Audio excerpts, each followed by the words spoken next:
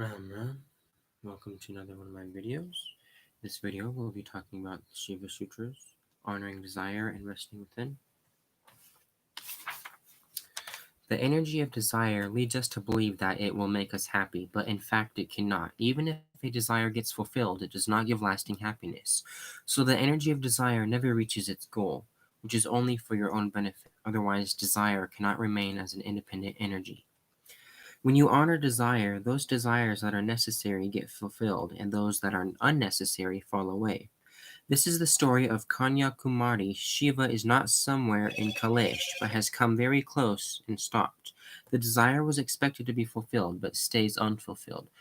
There is an important difference between these two positions. Any desire once fulfilled takes you right back to square one, to where you were before the desire arose.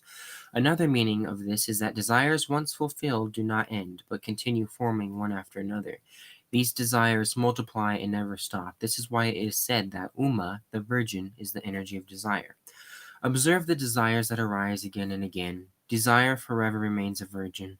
The Ganga originated with a desire to meet the sea, but has this desire been fulfilled? If it was fulfilled, then why does the Ganga still flow today? Just as her flow is permanent, so is the power of desire.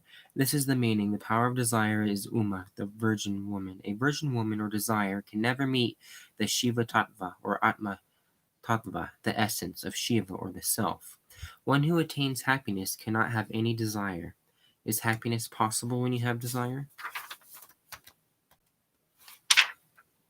If you want contentment, then be content right now, and do not wait until all your desires are fulfilled. People run after desires, constantly seeking contentment. Knowledge of the self or yoga is knowing, I am contentment. My nature is contentment.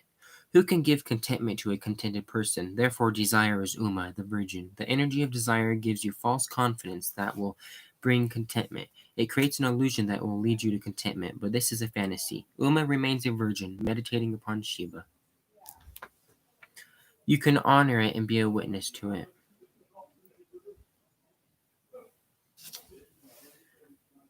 The desire is also Shiva. That same Shiva is meditated on by the virgin woman, Ikashatkritar, Uma Kumari. Om Namah Shivaya. This is the first step in inner progress, to stand outside the scene and be established in the seer. This is yoga. Tada Dhruv Svarup Pisvarstana. To establish oneself in the form of the seer is yoga. Withdraw your focus from the scene. Bring it to your vision and look at your body. Transform your body into the scene. Drisyam Sararam. Close your eyes and look at your body as scenery. This can be practical. What do we do when we do yoga nidra? We do the same thing. We lie down and bring our attention to each and every part of the body. We look at the body as the scene. This is the way to treat the body, the scene, and the mind as the seer. The mind realizes, I am different from the body. I am living and shining light. This experience happens. Everyone may have felt this in meditation. One meaning of the sutra is to see the body as an object of sight.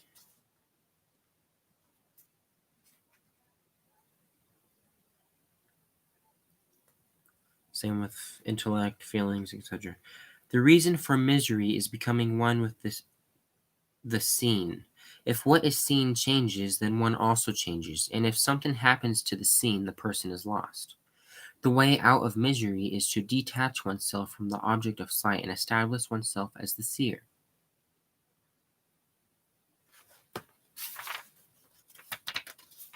Don't identify. Hridaye chittasangat drisaya vapadarshanam. Merging the mind with the heart. Objects appear with a sense of belonging to you. Soldiers receive specific instructions to look at enemies as mere objects and not as human beings.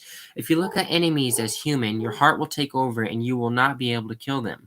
What you see belongs to you only when the mind is placed in the heart. What is happening today? People see the world through the mind instead of looking at it with the heart. Feelings dry out and then trouble starts. We can recognize God in any object, animal, bird, provided we look with the heart. You will feel that they are also just like you. Hridaye Chitta Sangat.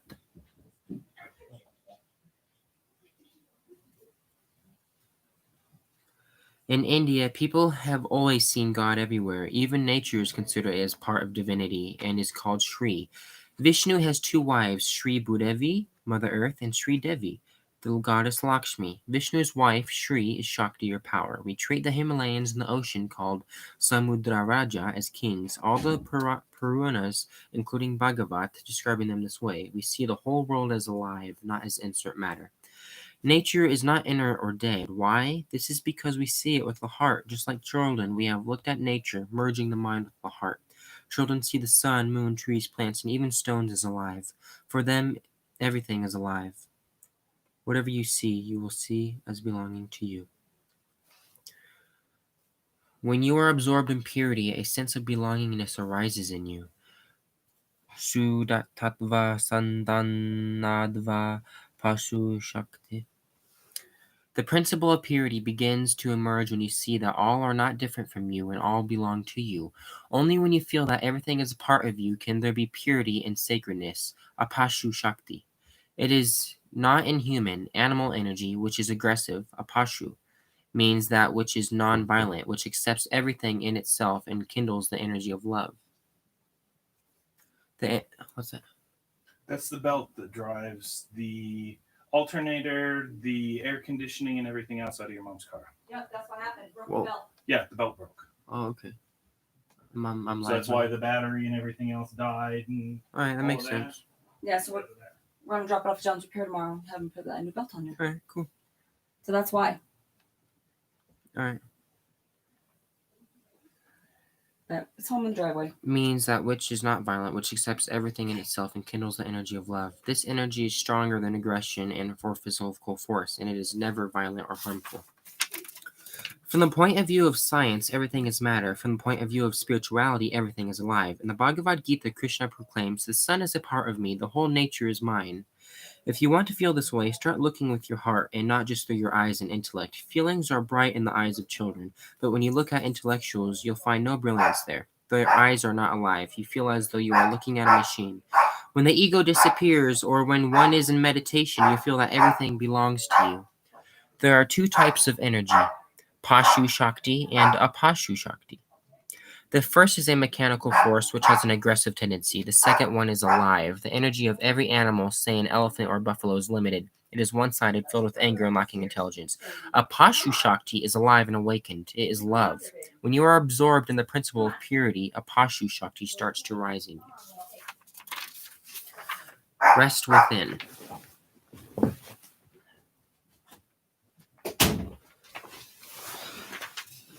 Svapadam Shakti. You will find energy resting in yourself. Then where is strength found? Rest in yourself. It will appear. You are strength. Your essence is strength. Svapadam Shakti. You search for strength only after desiring it. The desire to be strong makes people weak. The more ambition a person has, the weaker he becomes.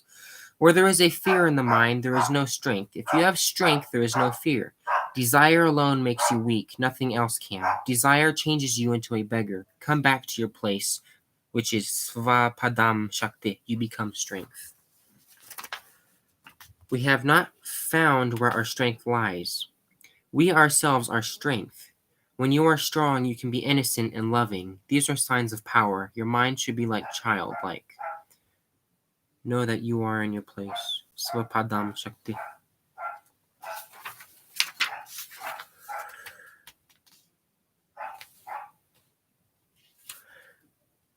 With Vitarka, we create questions that have no answer. You can ask yourself, who am I? This question is very complex. Merely asking this question will take you to much depth. Vitarka has no answer in words. You can know that a person is asleep from his snoring. If the same person gets up and tells you, I am asleep, it will mean that he is not asleep. Similarly, if someone asks, have you seen God? It will be better to be quiet. If you start speaking, then Vicharamba, Vicaro Namadeyayel, words distort truth. You can understand only with the language of silence. The essence of the self cannot be captured in words.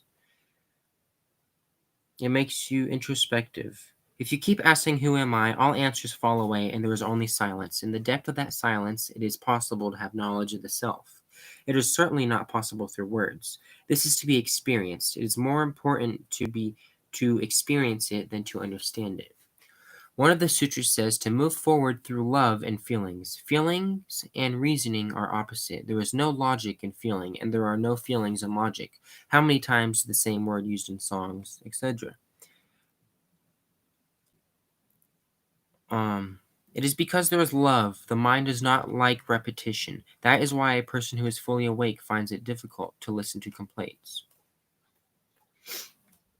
Someone who is caught in a logic cannot enjoy bhajans. They ask, what is the point of repeating Ram, Ram, Ram, the name of God? The mind may have quiet, reasonably asked the question, but only someone who chants Ram, Ram with bhakti or devotion will understand the effect of such repetition. If you repeat Ram with devotion, then that power energizes every cell of your body. You experience happiness and you start to go deep into yourself. However, someone who looks at it logically will say, I have said Om Namah Shivaya once. What is the use of repeating it? Logic and feelings do not go together.